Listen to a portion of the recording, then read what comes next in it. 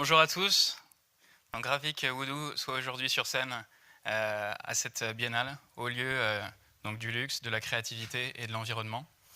Et je vais commencer cette présentation donc, par une citation. Les architectes ne font pas de bâtiments, ils dessinent de nouvelles manières de voir. L'ambition d'un architecte, c'est simplement de rebâtir le monde, de reconstruire notre image de la nature.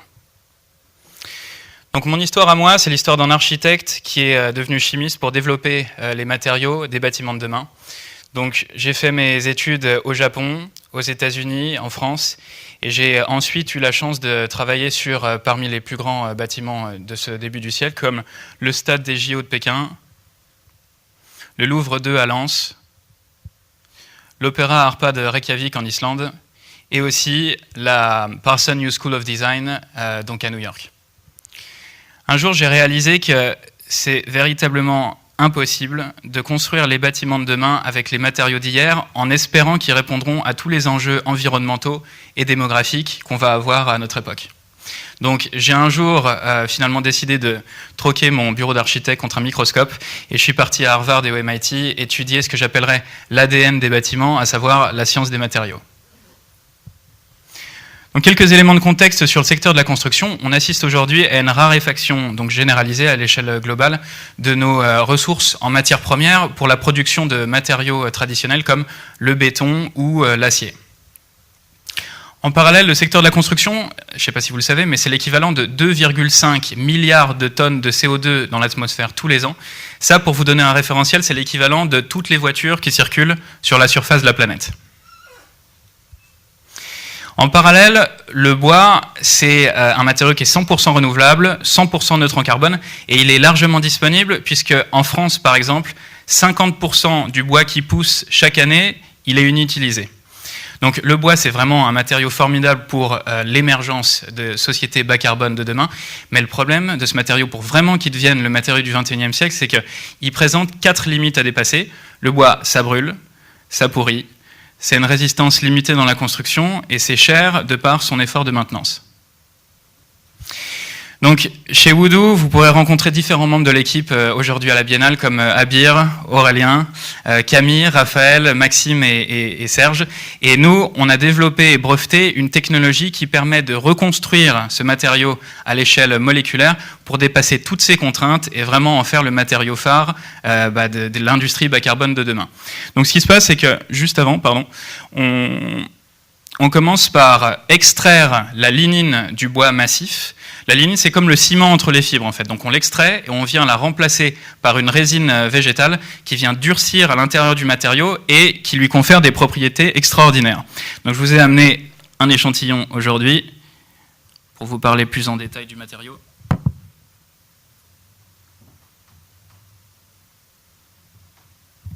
Donc il en devient translucide, imputrescible, 3 fois plus rigide que le bois d'origine et plus résistant au feu.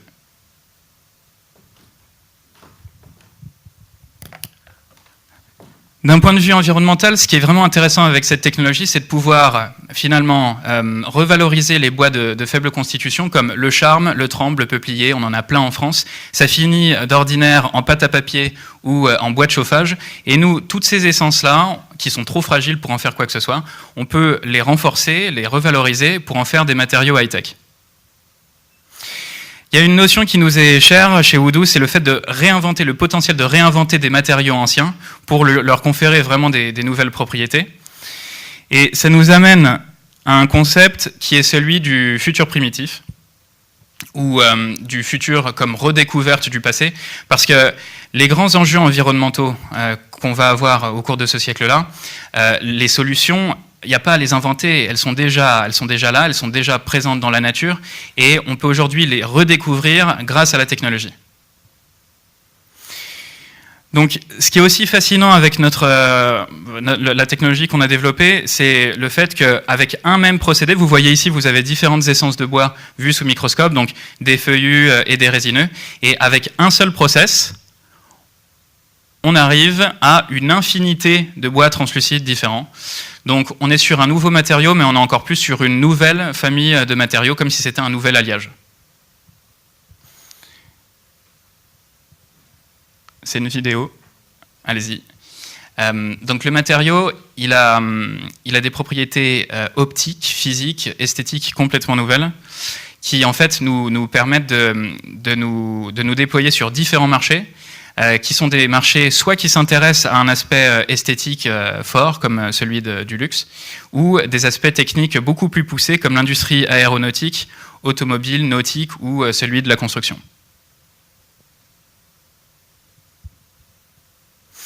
Donc, notre plan de développement, ça va commencer par adresser des marchés de niche à haute valeur ajoutée sur le segment du luxe et progressivement nous décaler vers des marchés de masse à l'aspect réglementaire beaucoup plus poussé.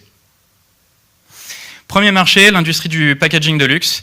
Donc vraiment pour mettre en valeur l'aspect esthétique complètement inédit de ce matériau. L'industrie aussi horlogère et de la lunetterie.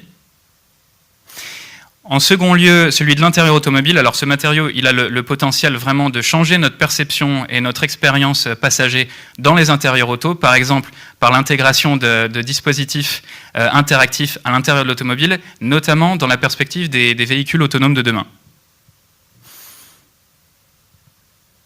Donc une vidéo ici aussi,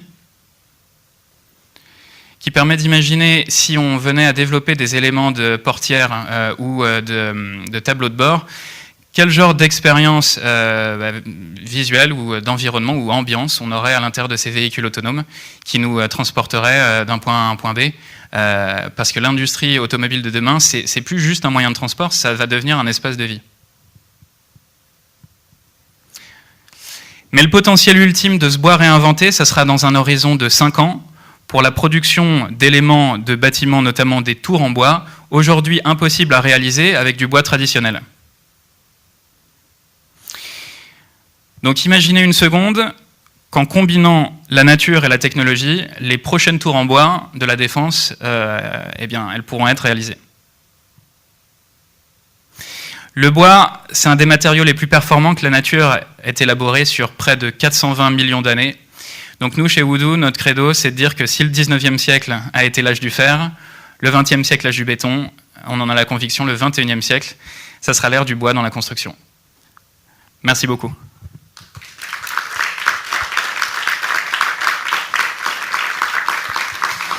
N'hésitez pas si vous avez des questions sur la technologie, sur les marchés, sur les aspects environnementaux. Je pense qu'on doit avoir des micros à vous passer.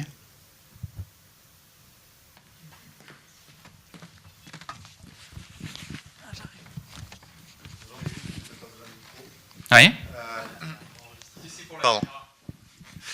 Juste une petite question. Bonjour, déjà merci pour la présentation. Vous dites que vous injectez une résine naturelle, c'est ça? C'est ce que j'ai entendu. Biosourcée, tout à fait. Quel est le processus? C'est-à-dire que, est-ce que vous êtes capable de donner une forme au bois au moment où vous injectez la résine? Est-ce que le bois va garder cette forme-là? Est-ce que c'est similaire à ce qu'on peut avoir sur une fibre de verre en termes de principe? Oui, tout à fait. Alors, on a des prototypes sur notre stand. On sera ravis de vous les montrer. Donc, ce qui se passe, c'est qu'on vient délignifier le bois. Donc, la lignine, c'est comme le ciment entre les fibres. Quand on l'extrait, le bois devient plus flexible.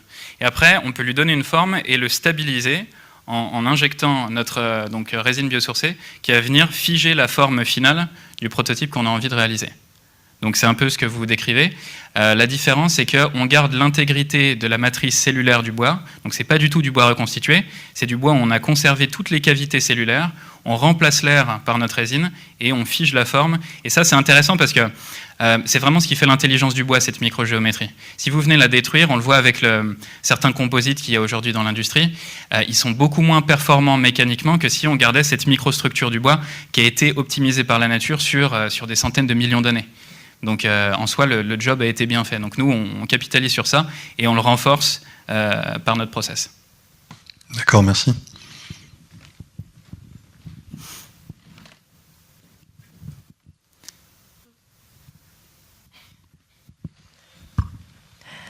Bonjour, merci. Moi, j'avais une question par rapport à dans l'industrie automobile. Comment ça va en termes de recyclage? Est-ce que ça va jusqu'au bout? Oui, bien sûr. Alors ça, on a plusieurs formulations aujourd'hui pour différentes industries. Donc il y a des thermoplastiques et des thermodurcissables. L'intérêt du thermoplastique, c'est qu'on va pouvoir, si on le réchauffe, séparer la matrice plastique de la matrice bois. Donc ça, pour l'industrie automobile, pour toutes les perspectives de recyclage, c'est hyper important. Ensuite, l'intérêt des thermodurcissables, c'est que une fois qu'ils sont polymérisés, ils vont plus se ramollir et du coup, ils sont beaucoup plus résistants au feu. Donc, il y a, en fonction de l'application donnée, on va utiliser différentes gammes de polymères. Je vous parlais tout à l'heure donc d'une famille extrêmement large de produits qu'on peut faire en venant jouer sur des essences de bois spécifiques qui ont toute une microgéométrie particulière et toute une gamme de polymères qu'on combine à cette matrice. On arrive vraiment à une gamme extrêmement large qui couvre beaucoup de besoins de l'industrie aujourd'hui. Et du coup, vous êtes déjà en contact avec des designers, des gens qui travaillent très en amont, parce que sur les véhicules d'aujourd'hui, ces choses-là sont difficilement applicables en fait. Oui, alors on voit que tous les constructeurs et les équipementiers, ils sont en train de réfléchir à... si vous avez l'opportunité de revenir sur la slide automobile, si c'est possible, en tout cas, tout ce qui est backlighting, tout ce qui est interface tactile, tout ce qui va favoriser l'expérience utilisateur dans les habitacles, tout le monde travaille sur ça aujourd'hui. La seule chose, c'est que ça va sortir dans les voitures à horizon de 5 ans, parce qu'ils ont des process extrêmement longs en termes de validation du matériau, de production. Mais tout ce que vous voyez là, par exemple, là dans les intérieurs, on voit que certaines marques automobiles ont développé leur identité de marque autour du bois. Pas besoin de les citer, certains allemands et d'autres anglais. En tout cas, le tableau de bord que vous voyez ici, ce qui est vraiment intéressant, c'est qu'aujourd'hui, dans l'industrie automobile, finalement, c'est assez artisanal parce qu'ils viennent gainer cette pièce bois à la main sur un noyau porteur. Voilà. Et ils en cassent 4 sur 5. Parce qu'en fonction des différentes coupes du bois, qui n'a pas le même veinage, on ne peut pas appliquer la même force à ce matériau. Donc il n'est pas très reliable. C'est difficile de reproduire tout le temps le même process sans avoir des déchets, à savoir les planches de bord qui se cassent. Nous, avec notre process, le bois est beaucoup plus homogène, donc on va pouvoir optimiser du coup ce process. Le deuxième aspect, à chaque fois qu'on rencontre des constructeurs automobiles, c'est vraiment ça qui les intéresse, à savoir imaginer demain le transport. Ça va un petit peu être un retour en arrière, le bon vieux retour du fiacre ou du carrosse. Hein. Donc on est dans un habitacle et on veut que ça soit agréable et se faire transporter d'un point A à un point B de manière seamless. Donc, tous les éléments de décor que vous allez avoir, le fait de pouvoir intégrer à des éléments traditionnels qui résonnent en nous, hein, parce que le bois, il y en a eu dans toutes les industries, il y en a eu à tous les siècles, et ces matériaux traditionnels-là, leur conférer un aspect high-tech, notamment tactile, c'est tout à fait nouveau. Donc on peut projeter des informations. Vous voyez qu'ici, on va pouvoir contrôler la température, on va pouvoir mettre de la musique, etc. Mais c'est de l'information qui n'est pas perturbante, parce qu'elle arrive si on en a envie, quand on touche le matériau. Dernier aspect, les éléments de structure. Aujourd'hui, dans l'industrie automobile, on voit qu'il y a toujours une dichotomie entre des éléments de finition et des éléments de structure. Si on arrive à faire des éléments décoratifs structuraux, on arrive à un énorme enjeu de l'industrie automobile qui est de faire des structures de voitures qui sont plus légers et du coup qui économisent beaucoup de gaz à effet de serre justement dans le transport. Ça, c'est valable pour l'automobile, mais quand on rencontre des industriels du secteur ferroviaire, aéronautique, nautique, tous ces éléments-là, c'est des choses qui leur parlent beaucoup.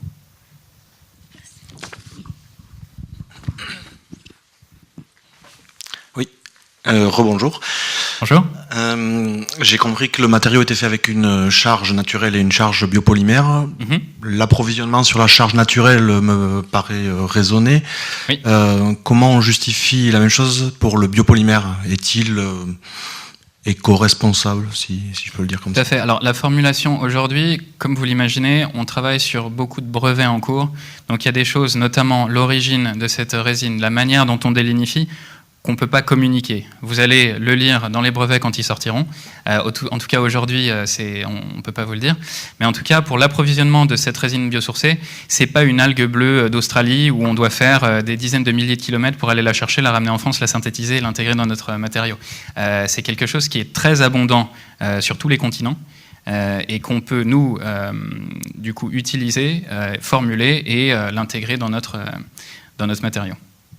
Et pour l'aspect forêt éco-responsable, alors à terme, la grande ambition de cette technologie-là, c'est non pas de la garder uniquement pour nous, mais de la partager avec le pays ou même toute l'Europe, pour que, par exemple, aux scieries, les scieries aujourd'hui, je ne sais pas si vous êtes au courant, mais juste un petit élément sur l'aspect économique de la filière bois.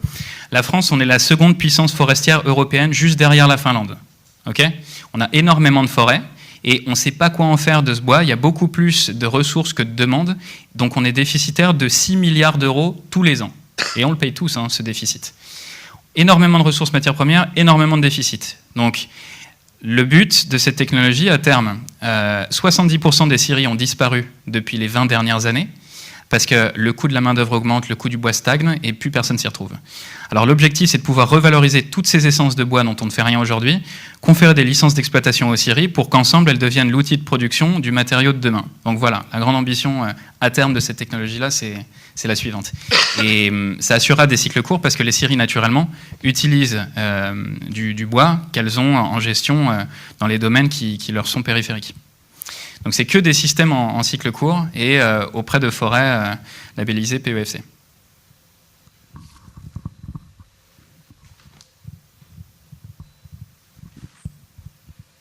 Oui.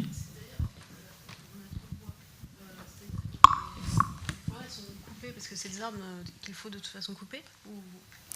Alors, on en coupe une partie, comme vous voyez par exemple dans la forêt des Landes. Après la tempête de 95, ça fait pourtant 20 ans. Les grumes, elles sont toujours là et on les arrose avec de l'eau potable en attendant parce que sinon ça pourrit. Pendant 20 ans, vous avez une ressource qui est là, dont on ne sait pas quoi en faire. Traditionnellement, dans la forêt des Landes, c'est surtout pour les allumettes qu'ils utilisent ça. Donc, il y a des bois qu'on coupe et il y en a d'autres qu'on laisse dans la forêt qui poussent. Mais ça, cet excédent de forêt, on pourrait l'utiliser pour remplacer des matériaux qui sont bien plus émissifs, à savoir du plastique, du béton, plein de matériaux qui sont émissifs. Donc, en tout cas, à terme, la forêt française, elle s'accroît de 4 fois la surface de Paris chaque année. Et on n'a jamais eu autant de bois depuis le Moyen-Âge en France. Donc l'objectif, c'est qu'on puisse utiliser à profit tout cet excédent en remplacement d'autres matériaux émissifs.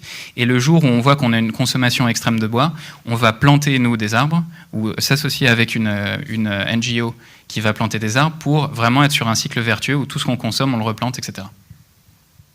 Je comprenais pas juste l'idée de l'excédent de bois. Oui. Parce qu'on a, comme ça, spontanément, on a l'impression que c'est plutôt bien que ça agrandisse la forêt, puisque sur la planète, ça a plutôt tendance à rétrécir. Non, pas forcément. Alors, c'est des zones très particulières. L'Asie du Sud-Est, donc on va chercher de l'huile de palme, mais vous voyez qu'à chaque fois, on cible une essence très particulière pour avoir de l'huile de palme. En Amérique latine, on va chercher surtout des bois exotiques qui sont du teck ou de l'IP, toujours pareil. Donc là, on se parle vraiment de déforestation parce qu'on vient couper des arbres pour cibler une essence ou on vient couper des forêts entières pour y mettre du bétail. Nous, dans notre cas, on utilise une ressource naturelle qui n'est pas valorisée. Donc l'origine de cet approvisionnement bois et de ce qu'on va en faire, c'est justement... Je réponds à votre question ou... Oui ? Ok. Oui, mais c'est parce que j'ai pas tous les éléments. Enfin, je suis sûre que oui, c'est juste... Faut que je connais pas tous les enjeux de la déforestation et de la forestation. Très bien. C'est pour ça que le gouvernement a mis en place le plan Forêt Innovation 2025. Par exemple. Donc, on est notamment soutenu par le ministère de l'Agriculture. Et c'est vraiment tout l'enjeu d'utiliser ce bois-là dont on ne fait rien, qu'on coupe et qu'on n'utilise pas, ou qui est là et qui demande à être valorisé, pour en faire quelque chose. Je comprends.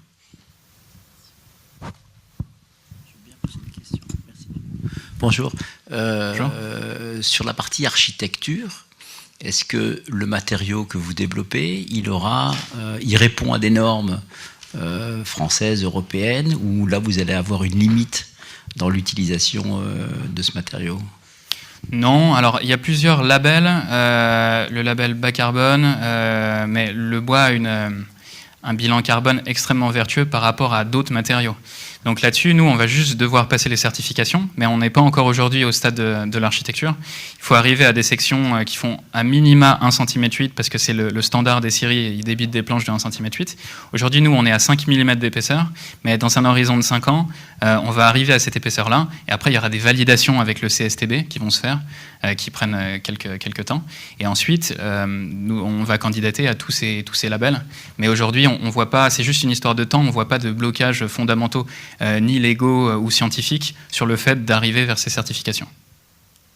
Mais c'est pas tellement la certification, c'est par rapport à la norme, aux normes de construction, Oui.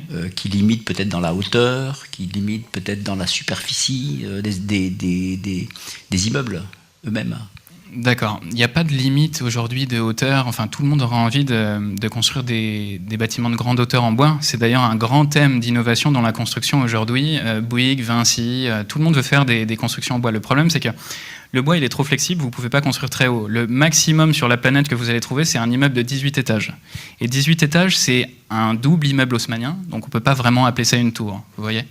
En tout cas, il n'y a pas de limitation dans certains quartiers, évidemment. Au centre de Paris, vous ne pouvez pas construire des tours, à part à la Défense. Mais ça, c'est indépendant de notre matériau, vous voyez. C'est les codes d'urbanisme, en fait. Donc c'est plus une limite technique, mais en tout cas, ça ne sera pas une limite pour nous réglementaire. Dans certains quartiers, on va pouvoir monter haut, dans d'autres, non.